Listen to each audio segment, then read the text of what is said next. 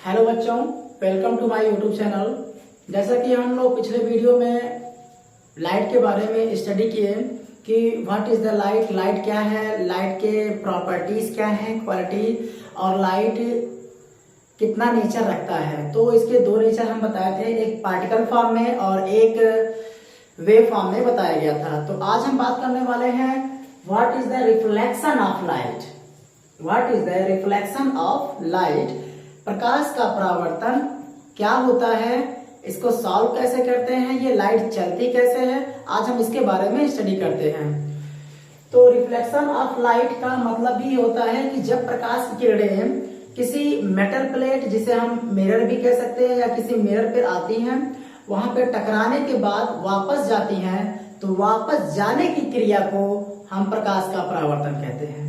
कोई भी चीज अगर वापस आती है, वापस आने के बाद कुछ क्रिया करके जो ही वापस जाती है, तो वापस जाना ही हमारा प्रकाश का परावर्तन कहलाता है। तो हम बात करते हैं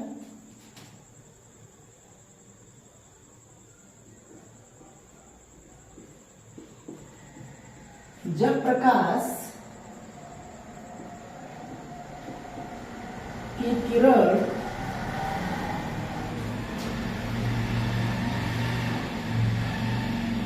दर्पण से टकराती है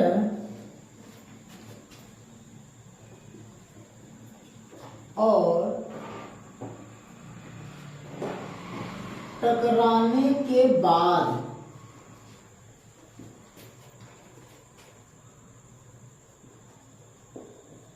अपने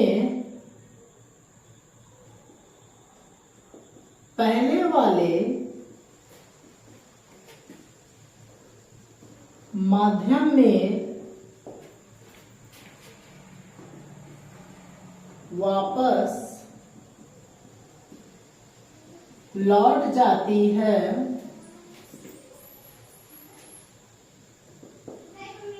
तो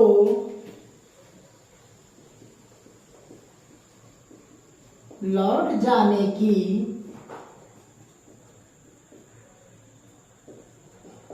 क्रिया को ही प्रकाश का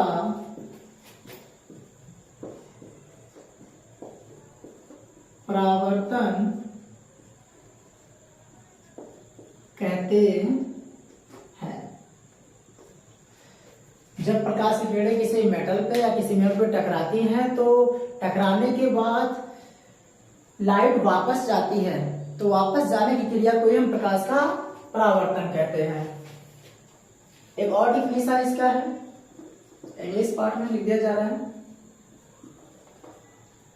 the incident ray lie on a plane mirror, चाहे प्लेन मिरर रखिए या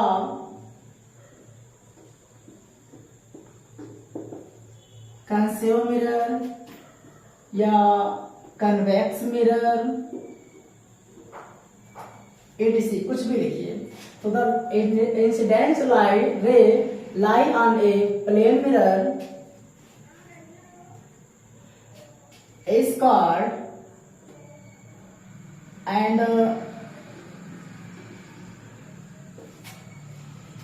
turn back and turn back into the same medium is called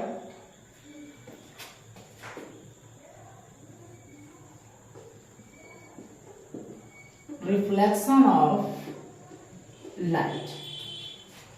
Same medium is called reflection of light. मतलब लाइट चाहे प्लेन मिरर पे पड़े, convex mirror, कंसेव mirror, जिसे हम अवतल दर्पण या उत्तल दर्पण बोलते हैं, इसके बारे में हम लोग बात करेंगे।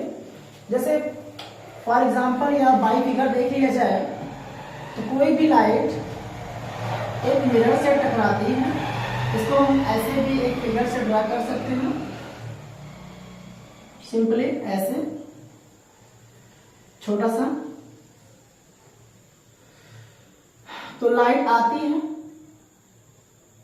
जिसे आपतित किरण बोलते हो, तो बात किया जाएगा लाइट का आने वाली किरणों को आपतित किरण, जाने वाली को आप बोल सकते हो परावर्तित किरण, एक अभिलंब डाले, सब तो बात की बात है। लाइट आती है, टकरा करके वापस जाती है। लाइट का आना, टकरा करके वापस जाना, यही होता है आपका प्रकाश का परावर्तन। दिस इज इंसिडेंस रे, दिस इज रिफ्लेक्टेड रे, और एक नॉर्मल होता है, नॉर्मल पॉइंट, जो इस दो एंगल को इक्वल पार्ट में बांटता है, कुछ ऐसे करके। तो जब प्रकाश की किरणें किसी एक माध्यम से चलती हैं और उसी पे दर्पण से टकराने के बाद वापस जाती है, प्रकाश का परावर्तन कहते हैं।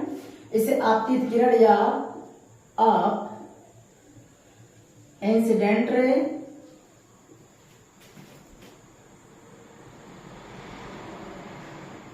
This is reflected ray and normal.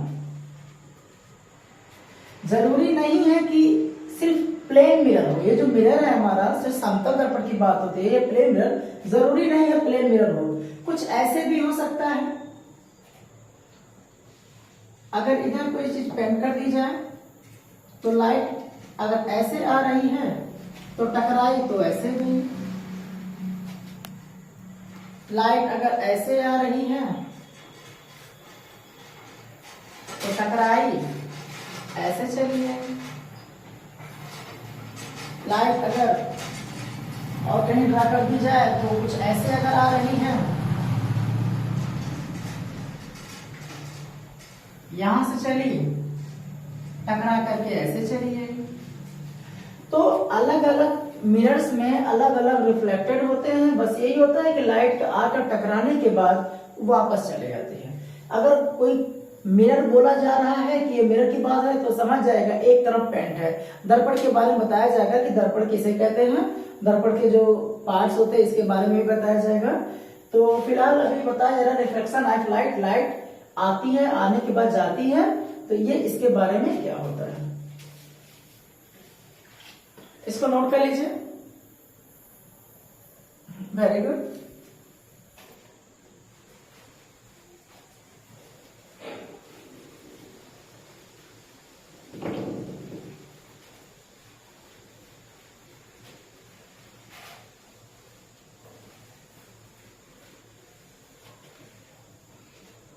चलिए सिंपल भाषा में बात करते हैं। परावर्तन के नियम, परावर्तन के नियम, या आपको अगर सीबीएसई बोर्ड से लिखना हो तो लॉ ऑफ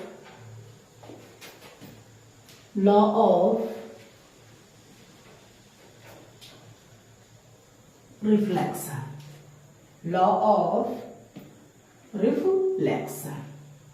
अब इसके बारे में क्या है, जैसे न्यूटन ने 3 नियम दिए, आइंस्टीन की भी कुछ थ्योरी है, कुछ न्यूटन के मोशंस लॉ है, ग्रेविटेशनल लॉ है, यूनिवर्स लॉ है, सेम उसी तरह यहाँ रिफ्लेक्शन लॉ है कि परावर्तन का नियम या लॉ ऑफ रिफ्लेक्शन होता क्या है। तो आपको रटने की जरूरत नहीं है, यहां समझने की जरूरत है। पहले की हम बात करते हैं, ये आपका मिरर है, यहां पॉइंट दे दीजिए M1 to M2, मतलब M1 से M2 तक। लाइट आ रही है, मिरर से टकरा रही है और वापस जा रही है, आना जाना, और एक नॉर्मल पॉइंट लगाया जा रहा है, नॉर्मल, जिसे अभिलंब भी बोलते हैं हिंदी में। एक नॉर्मल जिसे हम बोलते हैं अभिलंब, ये नॉर्मल है, ये इंसिडेंट रे है, और ये आपका रिफ्लेक्टेड रे है। Incident ray, reflected ray. तो आने वाली किरण, जाने वाली किरण और ये अभिलंब फिक्स एक पॉइंट पे रहते हैं। इसको प्लेन भी बोल सकते हैं या पॉइंट भी बोल सकते हैं, जिसे आपतन बिंदु बोलते हैं। तो पहला नियम आपको फिगर देखते ही या थोड़ा सा थॉट करते ही पता चल जाता है कि जब प्रकाश की किरणें किसी दर्पण पे टकराती हैं तो आने वाली किरण, जिसे आपतित किरण बोलते हैं, जाने वाली किरण, अपवर्तित किरण और अभिलंब, तीनों एक ही बिंदु पर आते हैं। जैसे नंबर 1,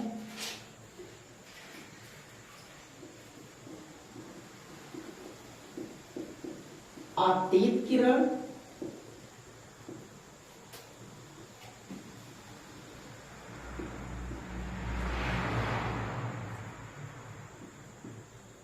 परावर्तित किरण तथा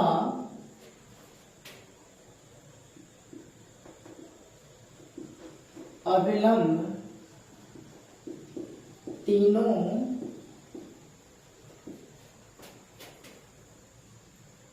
एक ही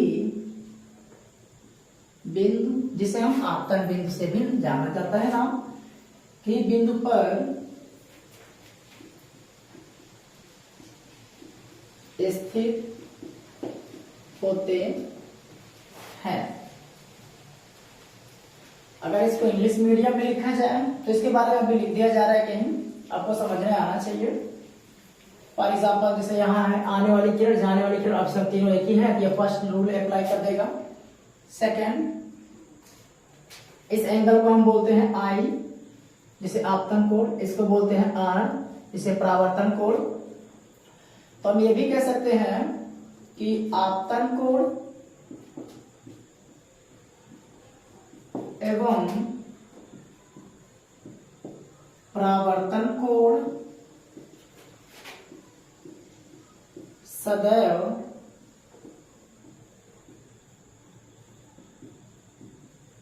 बराबर होते हैं। आपतन कोण, परावर्तन कोण सदैव बराबर होते हैं, मतलब angle I equal to angle R। इसको हम ज्योमेट्रिकल ऐसे ही प्रूफ करके आपको दिखा दे रहे हैं कि ये दोनों बराबर होते कैसे हैं, ज्योमेट्रिकल प्रूफ करके। अभी हम इंग्लिश मीडियम वाले में भी चीजों में लिख दे रहे हैं कि कैसे इसको सॉल्व करते हैं और कैसे इसके बारे में हम पढ़ने में आसानी से निकालते हैं। चलिए इसके बारे में देखते हैं कि ये दोनों बराबर होते कैसे हैं। वैसे तो जब ये सब कोई लिख देता है कि आपतन कोण बराबर परावर्तन कोण, इसके बारे में कैसे होता है तो ध्यान दीजिएगा। मान लीजिए ये लाइट है और ये लाइट है, तो ये जो नॉर्मल पॉइंट है, नॉर्मल लेंथ, ये और ये मिरर, इसके बीच का एंगल 90 डिग्री है और इसके बीच का एंगल 90 डिग्री है। होता भी है डिजाइन, नॉर्मल और मिरर के बीच का एंगल हमेशा 90 डिग्री होता है। तो जैसे हम ज्योमेट्रिकल में पढ़ते हैं कि कोई भी लाइन अगर है और वो एंगल ऐसे दिया हुआ है, कोई भी एक्यूट एंगल, ऑब्ट्यूज एंगल या राइट एंगल, कुछ भी हो, किसी एंगल को अगर हम इक्वल पार्ट में डिवाइड करते हैं तो क्या करते हैं, एक वर्टेक्स पॉइंट शीर्ष बिंदु लेते हैं, यहां से एक आर्क लगाते हैं। यहां से एक आर्क लगाने के बाद देखते हैं कि इस रेखा को, मान लीजिए रेखा है OAB, जो भी है एंगल बनाया है, इसको एक पॉइंट पे काट रहा है, इसको एक पॉइंट पे काट रहा है। तो यहां से एक आर्क ऐसे लगाते हैं, यहाँ एक आर्क ऐसे लगाते हैं। इस दो पॉइंट को मान लीजिए जेड एक्सिस को काटता है, जेड पॉइंट को, तो यहां से ज्वाइन करने पर देखा जाता है कि ये दो एंगल आपस में इक्वल होते हैं। एक चाप यहां से लगा, इस रेखा को जहां काटा, इस रेखा को जहां काटा, उसको एक मीडियम पॉइंट मान करके, एक फिक्स पॉइंट मान करके एक आधा चाप लगाते हैं या आर्क लगाते हैं, जहां काटता है उसको इक्वल पार्ट में कहते हैं। सेम हमारे पास यही प्रोसेस यहां हुआ है। देखिए यहां से एक चॉप ऐसे यहां से लगाया जाए, देखिए एक बड़ी एंगल है, इसे चाप लगाने पर इसके द्वारा एक चाप यहां लगेगा और एक चॉप यहाँ लगेगा। जब आप इसको ज्वाइन करेंगे तो ये जो एंगल को डिवाइड करेगा ये सेम इक्वल पार्ट में बांटेगा। समझिए, ऐसे आने वाली किरण, जाने वाली किरण, यहाँ से चाप लगाया गया, ठीक है, यहाँ से एक ज्वाइन काटा और एक चाप यहाँ से लगाया गया। इसको डॉटर लाइन से ज्वाइन कर दीजिए। तो ज्वाइन करने पर आप देख रहे हैं कि ये एंगल I और ये एंगल R दोनों इक्वल पार्ट में डिवाइड हो जाते हैं। तो जैसा आपने पढ़ा कि आपतित किरण, अभिलंब और परावर्तित किरण तीनों आपस में क्या होते हैं, एक ही पॉइंट पे एडजस्ट होते हैं, पॉइंट फिक्स होते हैं, जिसे हम परावर्तन का या नियम का पहला नियम बोलते हैं। और दूसरा होता है इन दोनों के जो एंगल्स होते हैं दोनों आपस में इक्वल होते हैं।